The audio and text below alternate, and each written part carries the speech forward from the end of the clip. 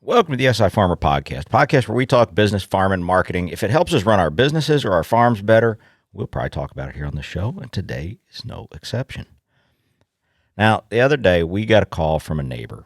These are good neighbors. We are truly blessed where we live to have good neighbors all around us. I mean, literally all around us.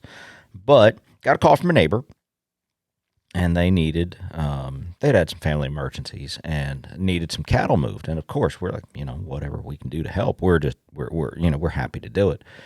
But it got me to thinking that, they called, they knew we were trying to grow our forage farm, and they had called us a while back and said, hey, we're looking at moving some of our ground out of crop ground and into forage ground so that we're not renting crop ground out so we can buy forage for our cattle. We'd rather control a little bit more about our forage.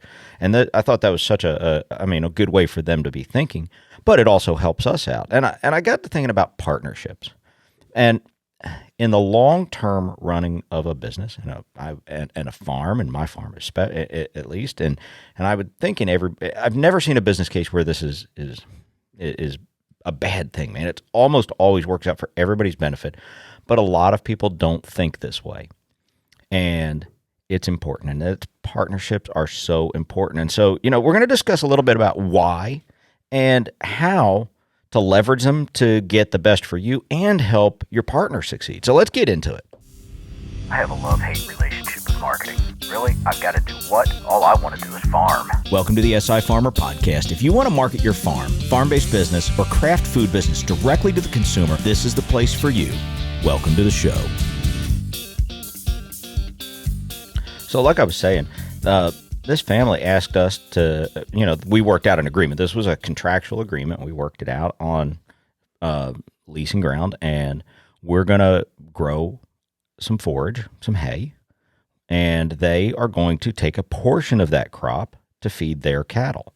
And I thought this was, this is a small operation. I won't say it's a small operation, but it's a small operation. They run some of the most beautiful Herefords you've ever seen. They're just fantastic. But they all have different jobs. And so this is the cattle is just something they want to do. And they thought this was a good way for them to get better, was to control the forage going into their cattle a little bit better. And they looked at us because we're one of the bigger hay operations in the area. And so we jumped in and said, yeah, this is great. Let's try to make this work. And it got me to thinking about partnerships, because partnerships happen in all of your areas of life. They do. My wife and I have been married almost 30 years. Love of my life. It's partnership. In fact, she wrote it into the wedding vows that it's a partnership. And I thought, I look back on that and think, it really is. We couldn't do both of us together can accomplish more than we can apart, if that makes sense. I can accomplish more and she can accomplish more because we have a division of labor. We have an understanding of working together. We have a partnership that works. And that goes a lot further about all types of business and all of your relationships, whether it's a friendship or a marriage or business. I had a guy years ago come to me, and he really needed work, really did.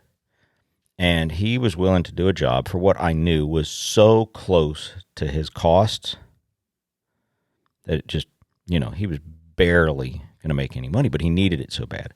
And I like people who are out putting effort in. I like guys who are trying to hustle to get better and to grow. And I told him, I said, I'll pay you a fair wage. I'll pay you a fair rate because, and this is my thinking long term. My dad had this thought too, and he did well, but he always believed this. And sometimes he got taken advantage of, and sometimes I've been taken advantage of. But I truly believe that if I build a partnership with somebody, for example, this guy who was out looking for work, I paid him a fair wage because I want him to stay in business. Now, I don't want him to take advantage of me, but I want him to stay in business. I want him to make a profit because if he's in business, when I need him, I can call him and say, hey, come on over. I need this. but I can't do that if he is out of business. And for example, building a relationship with your parts guys. I mean, on the farm, I can't tell you how many times we go down. I need a part now. We had our swather went down for a speed sensor, and it was throwing everything out of whack. And that machine's hard to drive as it is. And you throw a speed sensor, and you've got a wheel a wheel sensor out, and that all of a sudden you're trying to drive a wild bull. But I was able to call the guys in the parts at John Deere Parts, say, hey, I need this part. And they were able to call me back because we've got a relationship and say, yeah, we've got a guy coming down the road. He's about 30 minutes from you. Can you get here? And we got out of the field, got close to the road. He was able to come right in. 45 minutes later, we had the part swapped out, and we were back in business. But I was able to, the minute they called me and said who it was, I was able, because I had built a relationship with not only the guys at the parts department, but also the service guys, and say, hey, man, here's what I need. And if they can, I mean, I'm not their biggest priority. It's not like I expect them to drop everything and come take care of me. But they help me out because I've built a partnership. I take care of them. I make sure their bills get paid, make sure my bills get paid on time, and they're, So it's that partnership that you build where you see businesses that are predatory. They're predatory businesses, and they make money. Don't get me wrong. They make money. But they do it in a way that, well, I personally, and this is just my personal, I couldn't sleep at night. I don't know that I'd be able to sleep at night if I ran a business like that. And those are businesses that look for people that have a want but can't make the payment. And they, for example, companies who rent rims.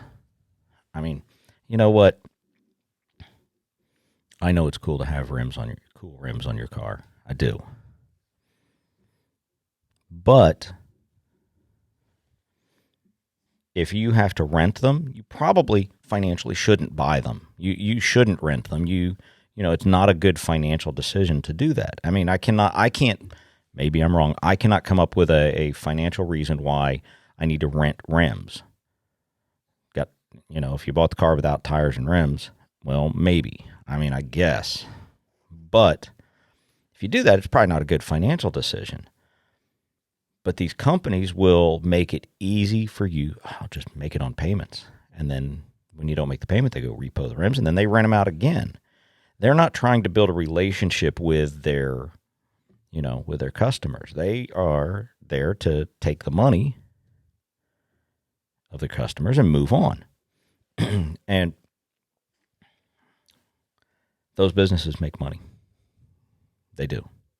I've been in our marketing agency, we've been approached many times by businesses like that, and they're willing to pay money.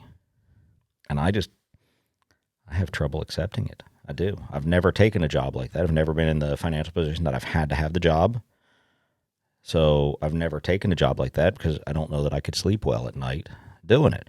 And that's about partnerships. It's because maybe the partnership between me and that company would be good, but I can't imagine that a company that runs a business like that is going to look out for me as well. And that's what we look for in a partner is, somebody who's a company. I mean, I've got relationship with companies where I look out for their best interest, and I know for a fact that they look out for my best interest while they still make a profit off of me. I understand that. That's part of it. I want them to make a profit because when they make a profit, they're still in business to take care of me, take care of my business needs. And the farm, I read a stat the other day that kind of disturbed me. And it was back 40 years ago when they looked at, they look at divorce rate. And we all know the divorce rate in the U.S. is extremely high. And I don't know that it's any different anywhere in the world, but I know the U.S., it's like 40% of all marriages end in divorce. Well, that partnership, marriage is a partnership. And when you see that number go, when you see that number, you go, okay, well, that's just the societal average. But when you looked at farm families going up until the 80s, had a much lower rate of divorce, something like 60% lower. I want to say it was 40 or 60% lower than the rest of the U.S. population. And that, I think that said a lot. But as as time went on, that number started to climb and climb and climb to a point that it was on par with the rest of the population. And I don't know why that is. It just struck me because partnerships are important. And I read an article the other day, and just because in preparing for this podcast, it would not have been an article I would have read otherwise, but it was a guy, an ag journalist, telling farmers how to get through divorce. And it was talking about writing the proper prenup and all that. You know what? Been married 30 years. And I know marriage is difficult. There is it in the best of circumstances, when money is great, when everything is great, it still can be a challenge. At least it is for my wife. But that partnership, I believe, I read a lot of history and a lot of historical Westerns, and, that's just sort of what I like to read a lot. And you hear people talking about what it was like living in pioneer times and on the plains during the building of the West. And it was a partnership. I mean, guy'd go out and work, the woman would stay home and cook, and you think, oh, well, women's rights, they should be able to go out and work. And you know what? That guy's not working if that woman didn't feed him and didn't take care of the house. And there is that partnership that just works. As long as both parties agree that that's the way the partnership should work. And business is the same way. When we, one of the things we talk a lot about in our marketing community is finding partnerships with other businesses like yours, other businesses maybe not like yours, but finding partnerships and synergies. I hate that word. It's such a buzzword, but finding those things where you can work together to help both parties, and that's a partnership. I think those are important. They are the things that help us and know that we believe that there is somebody watching our back. And I've always believed that a good partnership is worth more than, it's worth financially. They should work out. You have to structure and you have to be responsible and make sure you're looking out for your interests, because you do have to be, and it's okay to be a little bit selfish. You have to say, this is what I need. And the partner comes in and says, well, this is what it's going to cost. And this is what we can bring to the table. And this is what I can bring to the table. And try to find those partnerships that work. Because when you get one that works, it's more than the two-party, you can do more as a partnership than you can individually. And it's just the way it is. And my dad always believed it. I always loved the way Dad did business, because he always looked for good partnerships. Now, because he had that belief, he got taken advantage of quite a bit. And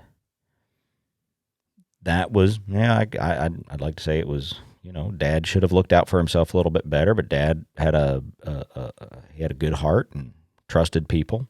But there is that, you do have to build a partnership. When you go into a partnership, I say you have to build that partnership so that it does meet your needs. Go into it with real expectations and set those out. Don't be shy about saying what it is you're trying to get out of this partnership. And, you should expect your partner to do the same. This is what they're trying to get out of it. And if it works for both, then great. That's how, I saw one the other day that I thought was fantastic. It was a flower shop here, and they did a promotion with one of their friends who runs a cookie trailer, and they make these wonderful cookies out of a trailer. And they did this partnership where it was cookies and flowers, and it just worked. I mean, from a promotion side, it was fantastic.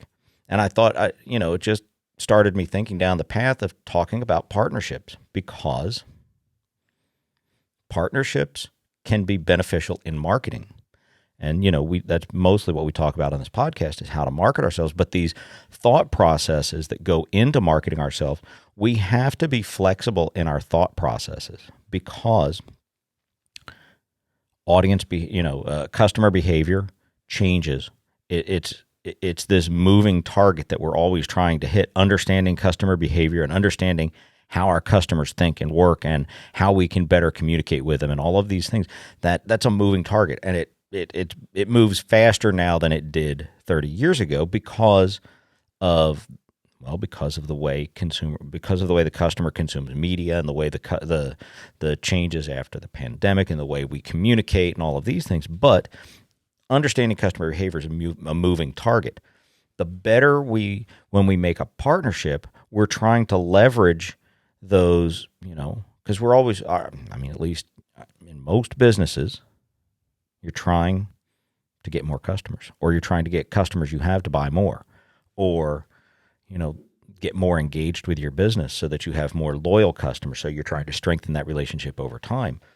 Ways you can do that is by building partnerships with other businesses that your customers might do business with. And you have to think, this is where we have to start thinking creatively about how to do that, because customer behavior is changing crazy fast now. And looking and understanding, we do an exercise where we help we help the people in our community define their customer, and we try to get down into the nitty gritty as to building customer profiles, and it's totally because of customer behavior is changing. And so the better we understand our customer, and the better grasp we have on who our customer is as a group, as a collective, but also we do an exercise where we build out our customer profile, where we try to understand them down to their, understand the customer down to the morning habits. What do you think this person does?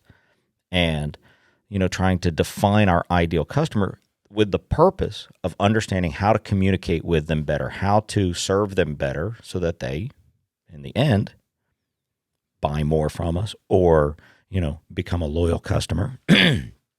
And that one way to do that is through partnerships, because partnerships can be not only beneficial from friendships are partnerships. You provide something to your friend, and your friend provides something to you, and maybe that's just an emotional support. And when that partnership gets out of line, where you're providing all of the emotional support, or you're providing all of the maybe it's every time you go out to eat, you're paying the bill and your friend's never picking, or whatever that imbalance is. Friendships are about balance, and and that balance will ebb and flow over time. There's times where I have friends where, I think I've provided more in the relationship, and there are times where they have provided more in the relationship, and that's how friendships work.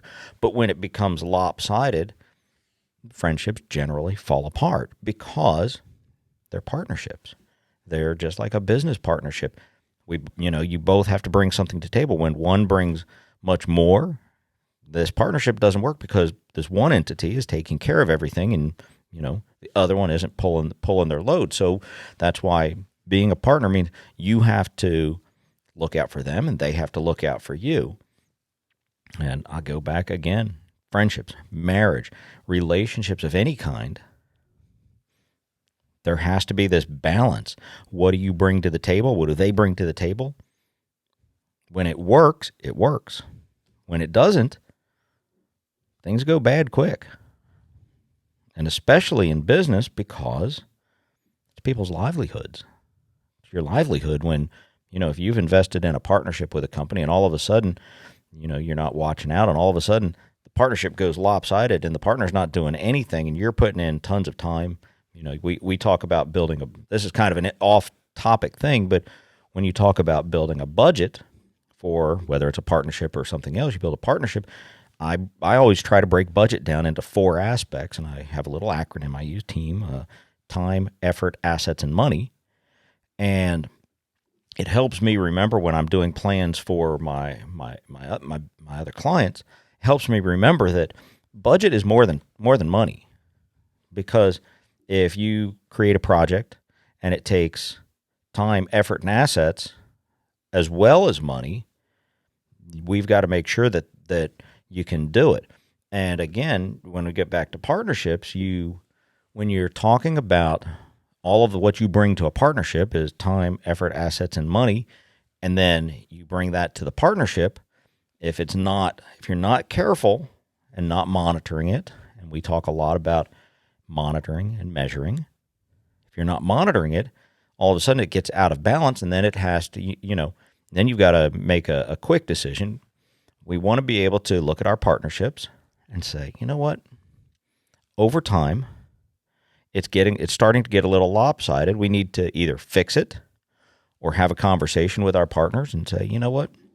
Let's see how we fix this. Something's not going right. And one of the, I'll jump back to marriage, because I've been married for 30 years, almost 30 years. Open communication with your partners is good. It allows you to have those difficult conversations before they become partnership ending conversations, right? If your partner's business is struggling, they don't tell you and they don't tell you and they don't tell you, and all of a sudden the partnership goes from here to here and you're up here doing all the work. Had they had an open conversation with you, they might have been able to restructure things and help you, and you help them, so that maybe things didn't end up as bad. But again, and you know what, you can say that in marriage too. Open communication works. When you hold things back, when that communication becomes lopsided, it can make the partnership feel lopsided. And I go back to my discussion earlier about pioneer days. When you were in the I've read a lot of books from that time period just because I like that time. I think that time period is interesting. But when a married couple when a family would go out west to start anew, it was a partnership, and it was not, the successful ones were the successful ones, even in the best of times, they were difficult, because I cannot imagine how difficult that life would have been.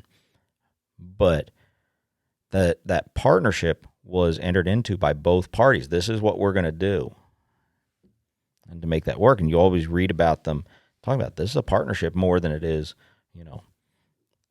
you hear about imbalanced marriage, and that's why they end in divorce. It's because there's not an equal balance. Somebody is feeling like they're not getting what they need. And I just, business is a lot like a marriage. And I've seen a lot of businesses fall apart because partnerships aren't communicating, and they're not open, and they lose sight of thinking about the partner as much as they think about themselves. And I mean, it's business. It's okay to think about yourself. That's your purpose. That's what you're doing this for. But when you're in a partnership, you have a responsibility. And again, open lines of communication help immensely, because it allows you to make adjustments when things change. You can say things, if you have that open communication with your partnership, with your partner, your business partner, marriage, whatever it is, you have the time to talk about it and fix it before it gets bad. And I'll leave you on one more point, just because we always, I try to talk, this is all about marketing, and life. Good advice for life, I think. But when you look for partnerships, don't limit yourself in what you're looking for. And when I say that, I mean don't limit businesses just like yours or businesses. Think about yourself, and I say this a lot. I know. Step around the counter and look at yourself like your customer, but understand where else does that customer do business, and that's one of the best strategies for looking for partnerships. It's understanding how that customer lives their life, does their business, goes about their day. When you understand that and you know the businesses that the other types of businesses that they do business with, that's a good place to look for partnerships. And with that, I'm going to jump off here today. Have a wonderful week and a blessed day, and I will catch you in the next one.